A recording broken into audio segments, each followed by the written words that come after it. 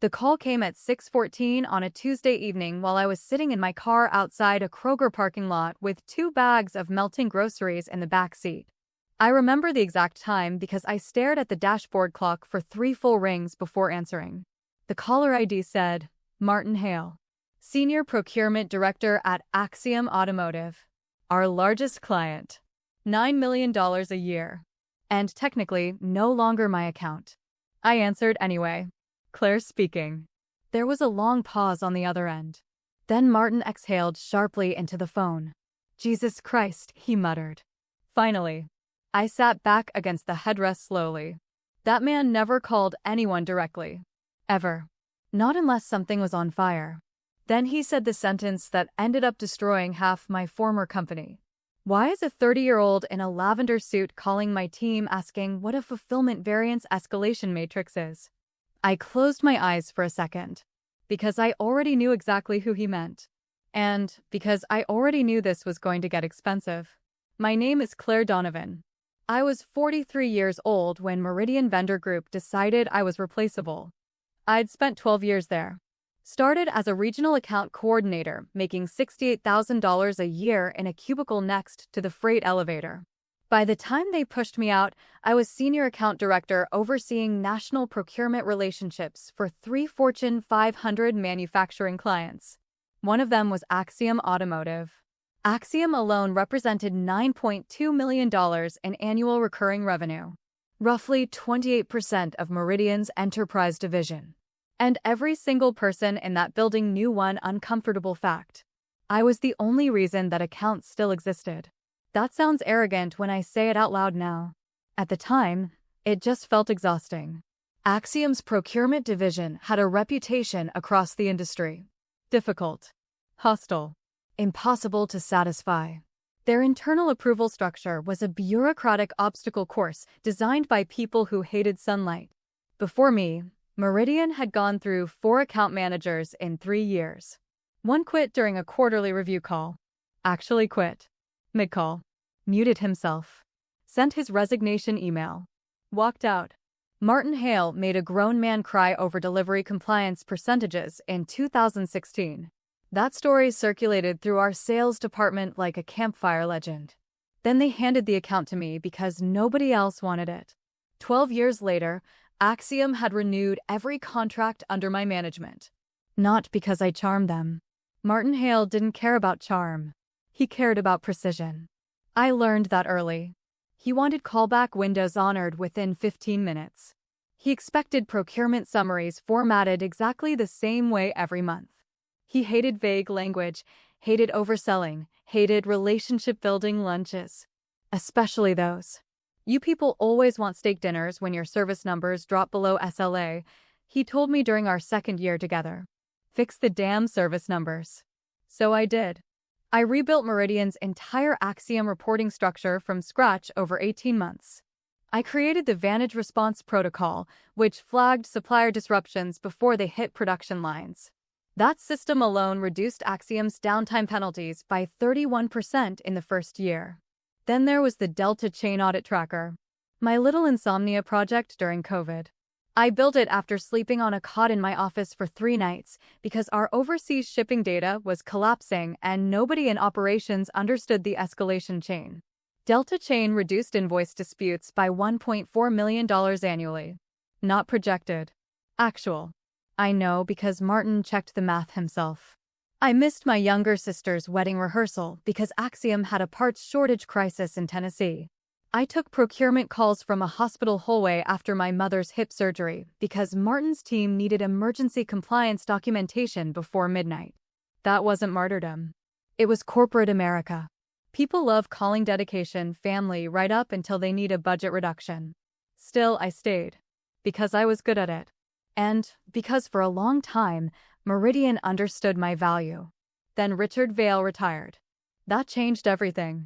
Richard had founded Meridian in the late 90s. Gruff man. Smelled faintly like coffee and printer toner at all times. He trusted competence more than charisma, which made him deeply unpopular with certain executives. His daughter, Vanessa Vail, took over enterprise sales 6 months before my termination. Vanessa was 32 years old and dressed like she was permanently walking into a luxury condo showing. Everything about her looked expensive in a way that felt newly purchased. She had the kind of confidence people develop when failure has always been somebody else's administrative problem. The first time we met, she mispronounced procurement twice during the same meeting. Procurement synergies, she said, tapping a slide deck with one manicured nail. We really need to optimize the client-facing verticals here. I remember watching Greg Patterson from finance stare down into his coffee cup to avoid laughing. Vanessa noticed. Something funny? She asked. Greg coughed immediately. Nope. She smiled at him for a second too long. That was Vanessa's thing. Tiny pauses that felt like threats wrapped in politeness. Within 2 months, she'd replaced 4 senior sales managers with people she called high adaptability talent. Translation: attractive 30-somethings who agreed with her in meetings. Then she hired Ethan Mercer. Ethan was 31. Tight jawline. Very white teeth. Wore slim-cut designer suits that somehow still looked borrowed. He introduced himself to me while holding an unopened leather notebook. Big fan of your client retention metrics, he said. I'm really passionate about disruptive relationship architecture. I blinked once. Relationship architecture. Exactly. He nodded seriously. Modern enterprise communication ecosystems. That sentence still makes me tired. Ethan had previously worked in luxury real estate for 18 months. Before that, brand strategy consulting, which I eventually discovered meant social media management for a tequila startup in Scottsdale. Vanessa adored him immediately. Of course she did. He spoke fluent executive nonsense. Claire's done amazing foundational work, he said during one leadership sync. But I think the Axiom account is ready for more aggressive growth energy. Martin Hale would have disconnected the call within 30 seconds of hearing the phrase, growth energy. I said nothing. That's the thing about competent women in corporate environments. We learn early that silence is often interpreted as professionalism right up until someone decides it's weakness. 3 weeks later, Vanessa scheduled a meeting in conference room Belrose on the 14th floor. Nobody used Belrose unless HR was involved. The room was always freezing. Intentionally, I think. People make decisions faster when they're uncomfortable. When I walked in, Vanessa was already seated beside Michelle from HR and Daniel Keene, our COO. Daniel wouldn't look at me. That told me everything before anyone spoke. Vanessa folded her hands on the table. Claire, thank you for coming. I sat down slowly. Of course. Michelle gave me the sympathetic smile HR people practice in mirrors. Vanessa slid a folder across the table. We've decided to restructure enterprise account leadership to better align with Meridian's future-facing sales strategy. There it was. Corporate language always sounds like it was written by people trying to avoid legal depositions. I opened the folder carefully. Account reassignment. Effective immediately. Axiom Automotive transferred to Ethan Mercer. My title reduced to Senior Client Transition Consultant. Same salary for 90 days. Then reevaluation. I looked up at Vanessa. She smiled brightly. We really value your institutional knowledge. Institutional knowledge. That phrase translates loosely to, we want your brain but not your chair. Daniel finally cleared his throat. This isn't performance related.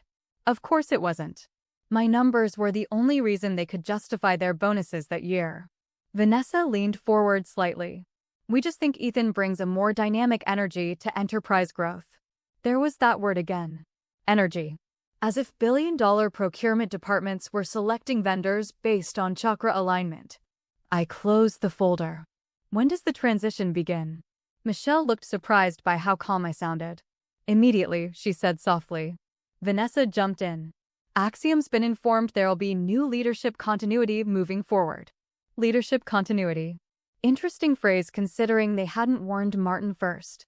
That was mistake number 1. I nodded once. Understood. Daniel finally looked at me then. There was guilt all over his face. Not enough to stop it, obviously, but enough to make eye contact difficult.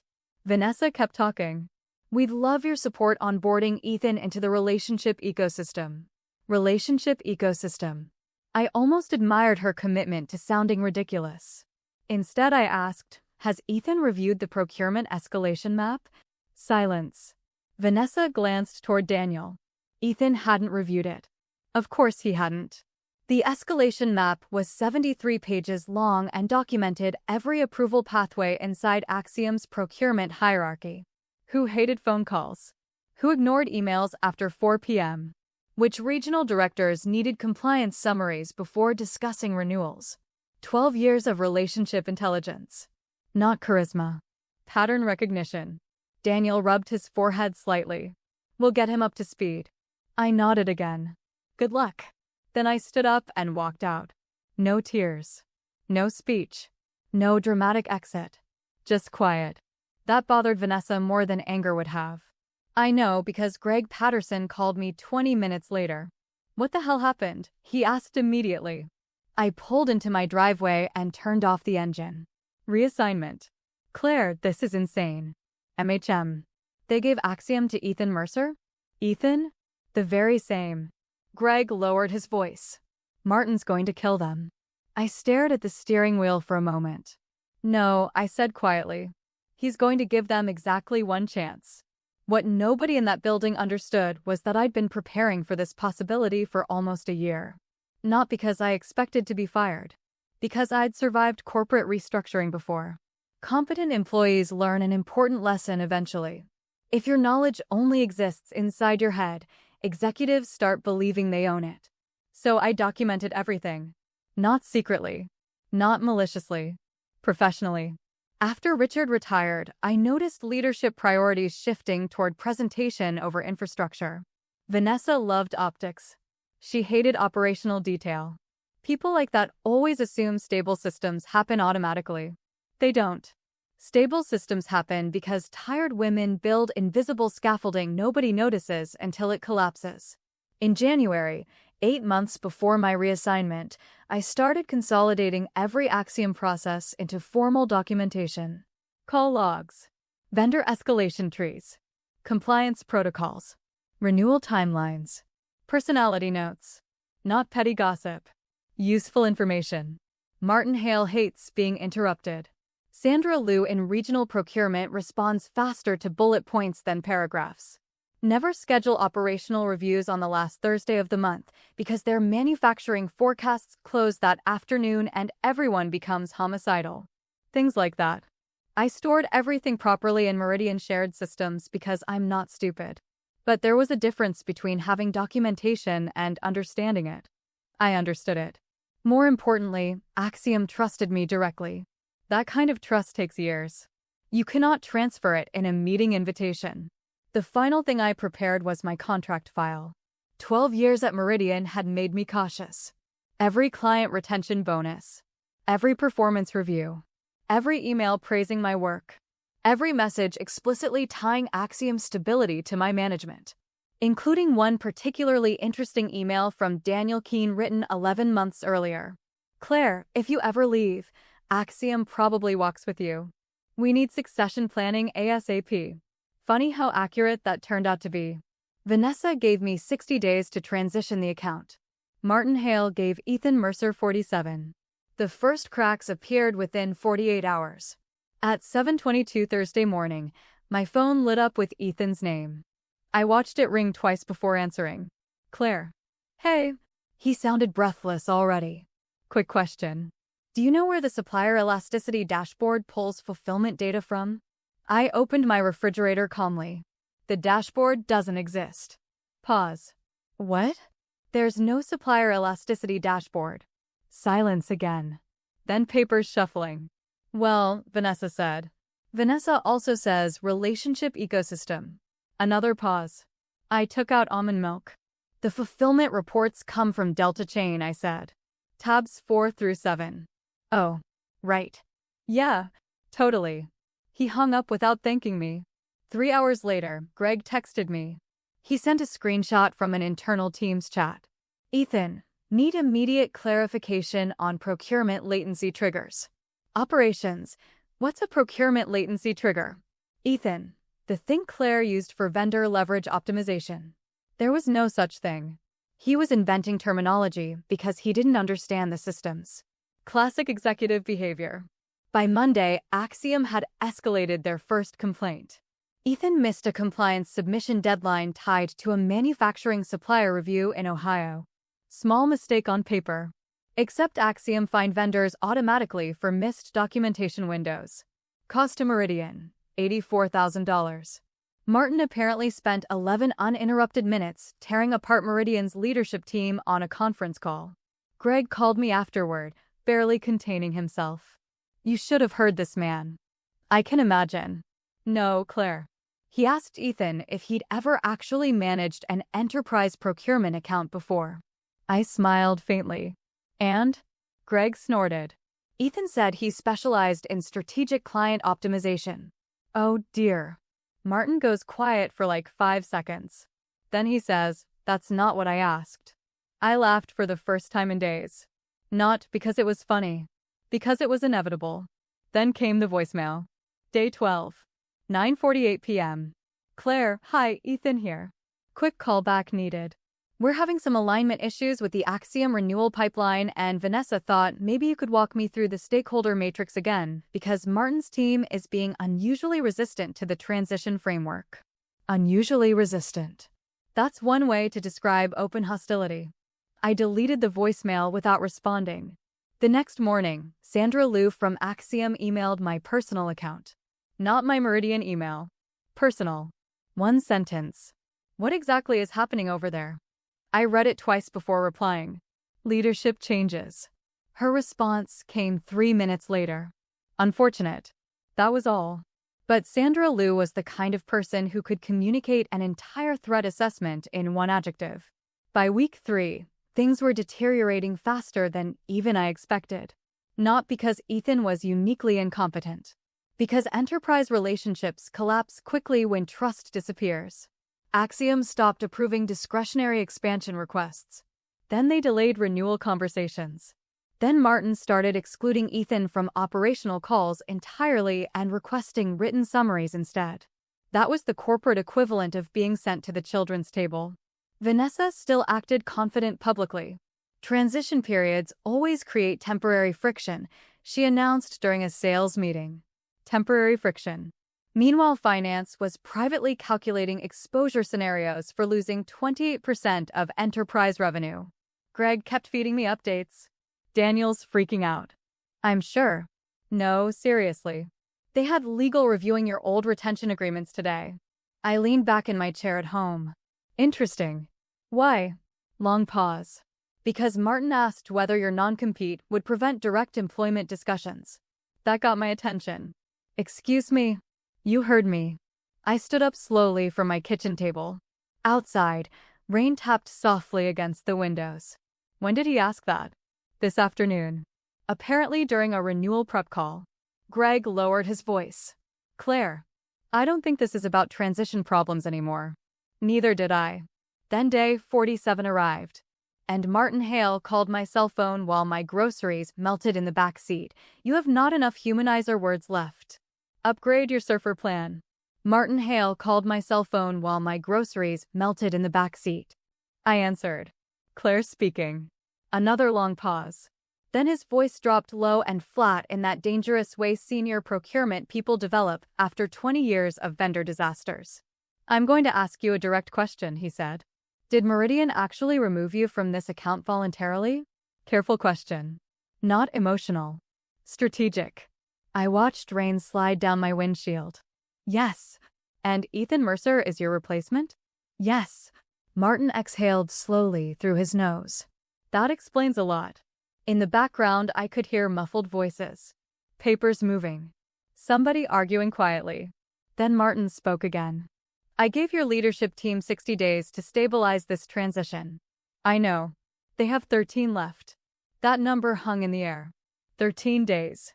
I assume this call isn't official, I said. It isn't. He paused. Officially, I'm still evaluating whether Meridian is capable of maintaining our contract obligations. Translation. They were already preparing exit paperwork. Then came the sentence that changed my life. Unofficially, Martin continued, my operations team wants to know where you're going next. I sat very still. Interesting. I haven't decided yet. Decide carefully, he said.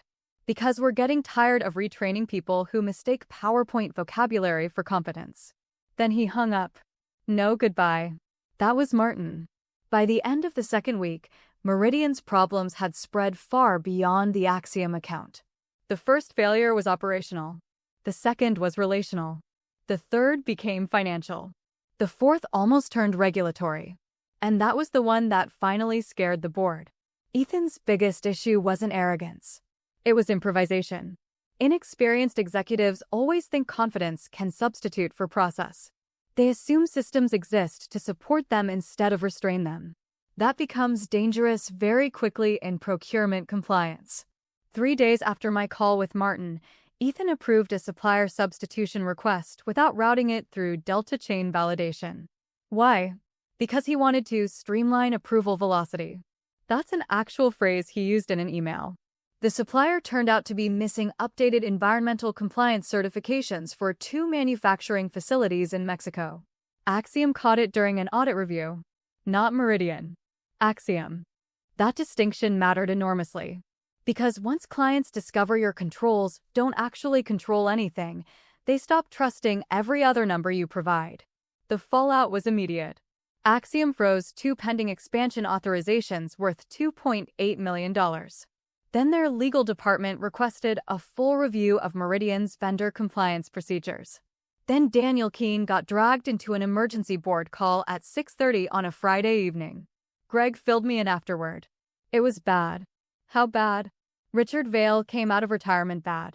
That made me blink. Richard almost never intervened anymore. Greg lowered his voice. He apparently asked Vanessa to explain the Delta chain validation process. And? She said the system was operationally redundant. I laughed once under my breath. Not because it was funny. Because that answer probably shortened multiple executive careers simultaneously. Greg continued. Then Richard asked Ethan to explain why environmental certifications weren't verified. I already knew this part would hurt. What did he say? He said the account needed more agile responsiveness. I covered my eyes briefly. Oh, Ethan. Richard apparently stared at him for like 10 seconds and said, that sentence doesn't mean anything. By Monday morning, rumors were moving through Meridian so fast they practically had their own zip code. Finance was preparing revenue loss scenarios. Operations was quietly backing up account documentation. Legal had started reviewing client transition liabilities. And Vanessa was still pretending this was manageable.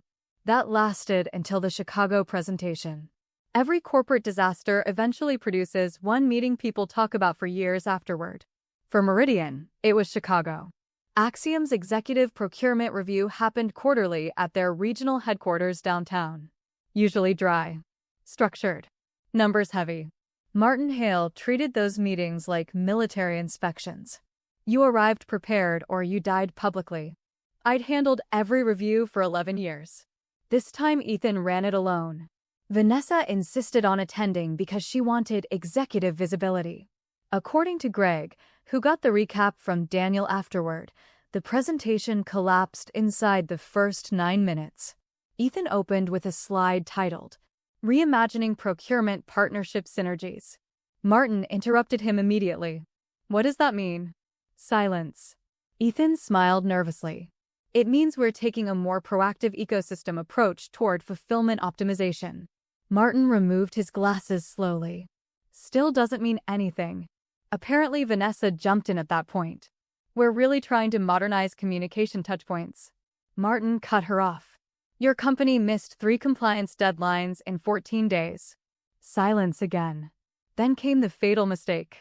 Vanessa tried blaming legacy account structures. Legacy account structures. Meaning me. In a room full of Axiom executives who'd spent 12 years working directly with me.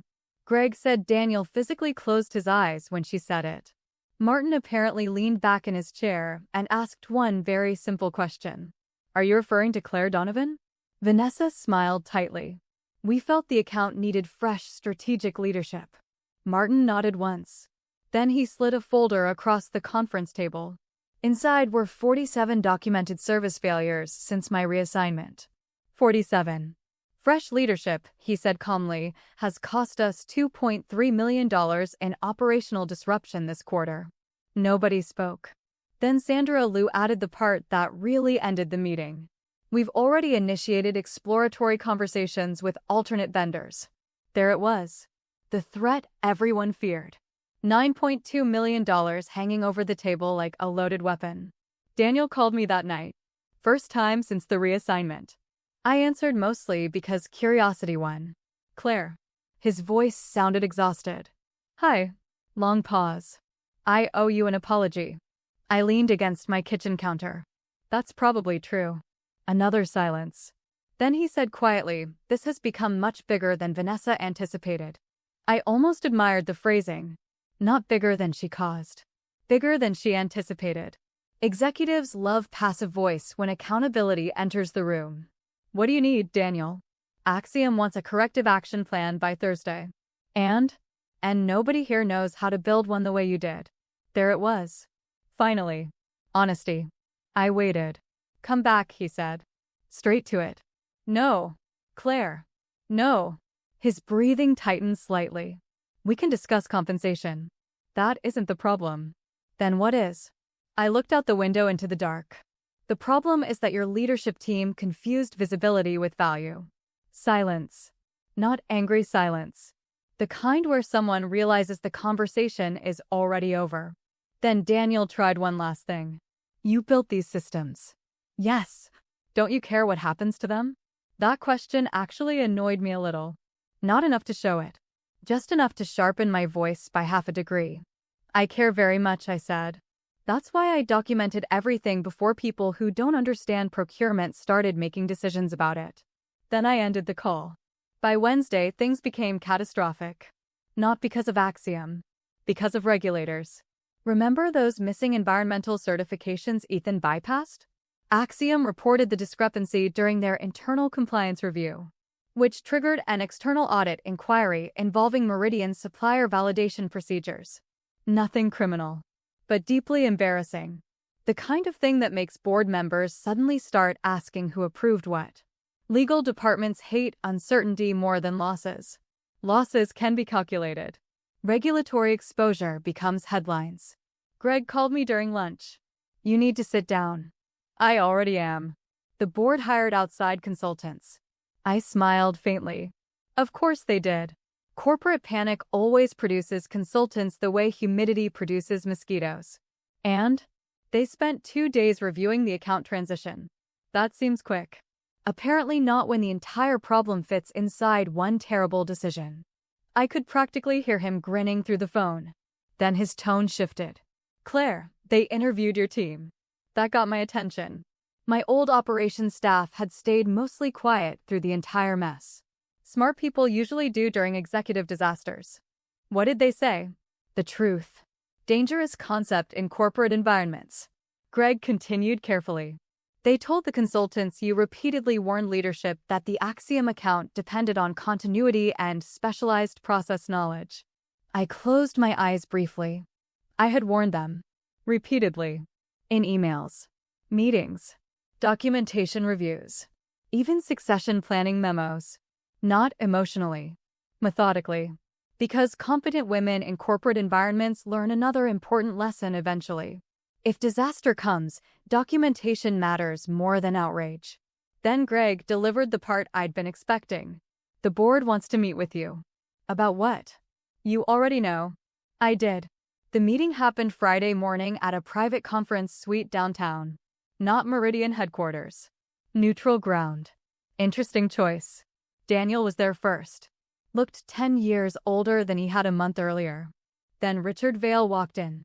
Seeing him again felt strangely reassuring. Like spotting an old ship captain after a storm. Claire, he said quietly. Richard. He sat across from me slowly. No bullshit, he said immediately. How bad is this? Straight to the point. I appreciated that. Axiom's already halfway out the door. Daniel grimaced. Richard nodded once. And if they leave? Meridian loses approximately 28% of enterprise revenue inside 2 quarters. I folded my hands calmly. Then your other Fortune 500 clients start asking why. Silence settled over the room. Heavy silence. The expensive kind. Finally, Daniel spoke. What would it take to fix this? There it was. Not can you help? What would it take? Different question entirely. I slid a folder across the table. Prepared beforehand. Because of course it was. Richard actually smiled slightly when he saw that. Inside were my terms. Executive Vice President of Enterprise Strategy. 3-year contract. Base compensation, $610,000 annually plus performance equity. Full operational authority over enterprise procurement accounts. No executive override on compliance decisions. My entire former team reinstated with salary increases averaging 18%. Formal written apologies placed in their HR records for retaliatory restructuring practices. And finally, a full internal review documenting the failed account transition and leadership decisions responsible for the resulting losses. Daniel stopped reading there. Claire. No. He looked up. No negotiation on the report. Richard stayed silent, watching both of us carefully. Daniel rubbed his forehead. That creates political complications. Yes. Vanessa will never agree to it. I met his eyes calmly. Then you should probably start preparing for a world without Axiom. Silence again. Richard leaned back slowly. How much time do we have? Martin's already speaking to competitors, I said. My estimate? Maybe 10 days before formal termination discussions begin. Daniel looked physically ill. Reasonable reaction. Losing a $9 million flagship client tends to ruin weekends. Then Richard asked the only question that mattered. If we agree to all of this, can you save the account? I thought about Martin's phone call. Sandra Lou's email. 12 years of trust. Then I answered honestly. Yes. Not confidence. Certainty. The meeting lasted another 2 hours. Daniel pushed back repeatedly on the accountability report. Not the salary. Not the authority. The report. Interesting, isn't it? Companies will spend millions fixing mistakes before they willingly document who caused them. Eventually Richard ended the debate himself. We're doing the report, he said flatly. Daniel started to object. Richard cut him off. No. This company spent 25 years building enterprise credibility. We don't get to lose it because executives wanted prettier presentations. Dead silence. Then he looked at me. When can you start? I checked my watch. Monday. Walking back into Meridian felt strangely quiet. Not hostile. Relieved. That was the overwhelming emotion in the building. Relief. Greg practically hugged me in the lobby. Jesus Christ, he muttered. Thank God. Good morning to you too. Michelle from HR looked like she wanted to disappear into a wall. Several operations staff actually applauded softly when I walked through enterprise support. Not dramatic. Just tired people seeing stability return. Then I saw my old team. Rachel Kim from Vendor Compliance. Marcus Reed from Operations Analytics. Tina Alvarez from Enterprise Support. All three standing near the conference area looking simultaneously furious and emotional. Rachel spoke first. You came back. Apparently. Marcus shook his head slowly. They burned this place down in under 2 months. Impressive efficiency, I said. Tina laughed so hard she nearly cried. That first day lasted 14 hours. Not because systems were broken beyond repair. Because trust needed visible repair immediately. I called Martin at 8:12 a.m. He answered on the second ring. Claire. No surprise in his voice whatsoever. I'm back. Long silence. Then. Good. That was it. But with Martin, that was practically a standing ovation. Over the next 3 weeks, I rebuilt the account structure piece by piece. Not glamorous work. Just disciplined correction. We reinstated Delta chain validation protocols. Rebuilt escalation schedules. Restored direct operational reporting. Most importantly, I put experienced people back into decision-making roles. Funny how often that improves outcomes. Vanessa disappeared almost entirely from enterprise operations after the board review finalized. She technically kept her VP title. Technically. In practice, every strategic decision now required operational sign-off from my office. Which meant me. We crossed paths once about a month later near the executive elevators. She looked exhausted. Smaller somehow. Congratulations, she said stiffly. I adjusted the folder in my arms. This wasn't a competition. That landed harder than anger would have. Then the elevator doors opened and she stepped inside without another word. 6 months later, Meridian looked completely different. So did I. My old department had become the Enterprise Strategy Division with 42 employees across procurement analytics, compliance operations, and client continuity management. Rachel now led compliance strategy. Marcus became director of operational intelligence. Tina ran enterprise support training and doubled her team. Every single one of them got raises. Real raises. Not pizza party gratitude. We implemented mandatory continuity transition protocols for all enterprise accounts above $2 million annually. No reassignment without documented operational certification. No executive override on compliance systems. And every major client relationship now required shared institutional ownership instead of single-point dependency. In other words, the adults finally started writing policy. As for Axiom, the contract didn't just survive. It expanded. 8 months after my return, Martin approved a 3-year renewal worth $14.6 million. During the signing meeting, he looked at me across the conference table and said, "Nice to have competent leadership back in the room." High praise from Martin Hale. Practically poetry. The total cost of the failed transition ended up around $4.8 million between penalties, frozen projects, consultant fees, emergency audits, legal reviews, and recovery efforts. All because leadership confused polished language with actual capability. Personally, life got quieter. Better. I stopped answering emails after 9 p.m.